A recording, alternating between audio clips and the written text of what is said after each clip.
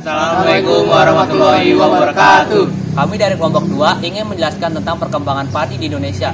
Sebelum masuk ke video penjelasannya, kami akan memperkenalkan diri terlebih dahulu. Saya Antonio Mangkasegeri Sinaga dengan NIM J0304211102 dan rekan saya Zakaria Hidayatullah dengan NIM J0304211189. Lalu saya Muhammad Ali Pandul Satrio dengan NIM J0304211197. dan saya Brilian Sadiniji Fernando dengan NIM J0304211196. Assalamualaikum warahmatullahi wabarakatuh. Halo semuanya. Sebelum kita masuk ke materi penjelasan tentang perkembangan padi di Indonesia, ada yang tahu nggak sih apa itu komoditas? Komoditas menurut Kamus Besar Bahasa Indonesia merupakan produk unggulan, bahan benda niaga, hasil bumi, dan kerajinan setempat yang memiliki nilai sesuai komoditas ekspor. Nah, komoditas juga dibagi menjadi beberapa bagian, ada komoditas industri, komoditas pertambangan, komoditas hasil laut, komoditas hasil hutan, dan kerajinan rakyat. Komoditas juga memiliki komoditas unggulan, yaitu komoditas yang memiliki potensi persaingan yang tinggi dan dapat menguntungkan rakyat dan sekitarnya. Padi merupakan salah satu tanaman pangan utama di Indonesia. Selain sebagai sumber karbohidrat, padi juga memiliki peranan penting dalam pangan di Indonesia karena sebagian besar masyarakat di Indonesia mengkonsumsi hasil dari tanaman padi, yaitu beras. Perkembangan padi di Indonesia juga sangat pesat, terutama dalam hal produksi dan teknologi budidaya. Nah, untuk mengetahui perkembangan produksi padi di Indonesia akan dijelaskan selanjutnya oleh teman saya. Baik, selanjutnya untuk perkembangan produksi padi di Indonesia ya. Jadi Indonesia merupakan salah satu produsen padi terbesar di dunia ya. Produksi padi di Indonesia itu mengalami peningkatan yang cukup signifikan selama beberapa dekade terakhir ini, yaitu pada tahun 2020 produksi padi Indonesia itu udah mencapai 55,6 ton ya, 5,6 juta ton ya. Itu kayak naik sekitar 2,9% dibandingin tahun sebelumnya ya, tahun 2019 ya. Lalu selanjutnya faktor yang bisa berkontribusi dengan peningkatan produksi ini yaitu di Indonesia ini teknologi budidaya produksi dan lain-lainnya, teknologi budidaya padi ini lebih bagus karena lebih unggul karena pemerintah itu memang melakukan berbagai banyak upaya untuk meningkatkan produktivitas dan kualitas padinya itu tersendiri dan juga didukung oleh sumber daya manusianya dan para seperti petani padinya itu mereka udah pada pinter semua juga ya, diajarin dan lain-lain, dan irigasinya juga pakai irigasi modern, terus pengembangan varietas padi dan lain-lain sebagainya yang lebih unggul, di mana hal ini membuat perkembangan produksi padi itu meningkat secara 2,9%. Itu ini signifikan sekali gitu. Selanjutnya, kemajuan dan penerapan teknologi pertanian di Indonesia juga sangat berkontribusi dalam pemasaran padi di Indonesia. Yang pertama, pemilihan varietas padi yang digunakan. Di Indonesia sendiri ada beberapa jenis padi yang bisa digunakan.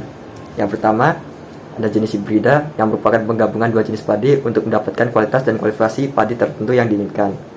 Kedua, ada bibit unggul yang dari awal memiliki kualitas yang bagus.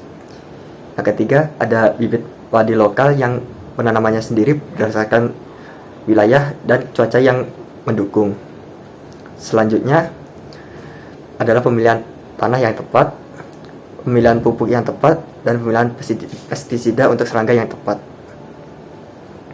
Lalu di Indonesia sendiri, kebanyakan untuk pembajakannya masih menggunakan tenaga hewan, namun untuk beberapa tempat sudah menggunakan traktor untuk membantu dalam peningkatan jumlah dan peningkatan kualitas hasil panen. Intensitas air juga sangat mempengaruhi dalam penanaman padi untuk mendapatkan hasil kualitas yang bagus.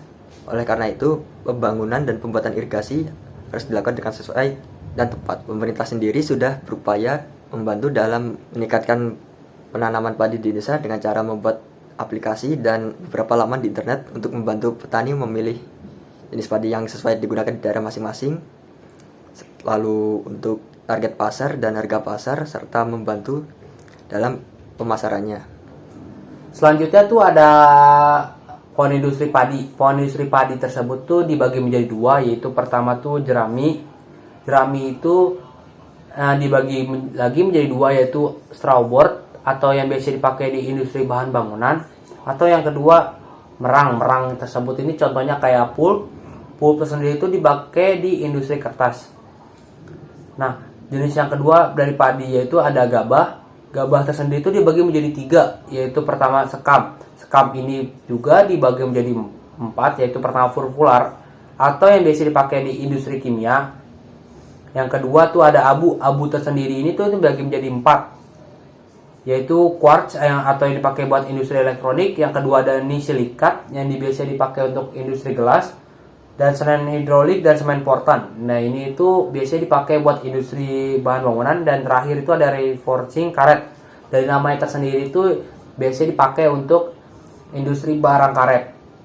Nah, jenis yang ketiga dari sekam ini ada hooksboard. Hooksboard ini tuh biasanya dipakai dalam industri bahan bangunan. Dan yang keempat atau lainnya itu bisa dibagi lagi menjadi 3, yaitu abrasif dan absorbent, yaitu biasanya dipakai untuk rumah tangga. Dan yang terakhir itu ada pressing aid yang biasanya dipakai untuk industri makanan. Jenis gabah yang kedua itu ada katul tersendiri itu dibagi menjadi 2 lagi, yaitu pertama katul yang lagi menjadi 2, yaitu minyak makanan yang biasa dipakai untuk industri makan. Yang kedua itu ada minyak industri yang biasa dipakai untuk industri kosmetik. Dan jenis katul yang kedua tuh ada ampas. Ampasnya itu tuh biasanya tuh digunakan untuk industri makanan dan pakan ternak.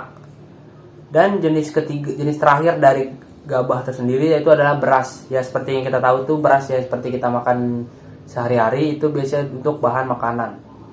Ya, kesimpulannya, perkembangan padi Indonesia sudah cukup besar, terutama pada hal produksi dan teknologi budidaya. Perkembangan padi Indonesia dibantu oleh teknologi budidaya yang perkembangannya juga cukup besar, seperti penggunaan varietas padi yang unggul, penggunaan pupuk dan pestisida yang tepat, juga penggunaan irigasi yang lebih baik daripada sebelumnya. Selain itu, pemerintah Indonesia juga mulai memberikan wawasan dan menerapkan pertanian berbasis teknologi yang membantu petani dalam merawat dan mengelola seluruh pertaniannya. Mungkin sekian dari kelompok kami, kurang lebih mohon maaf. Sekian penjelasan dari kelompok kami, kurang lebih mohon maaf. Wassalamualaikum warahmatullahi wabarakatuh.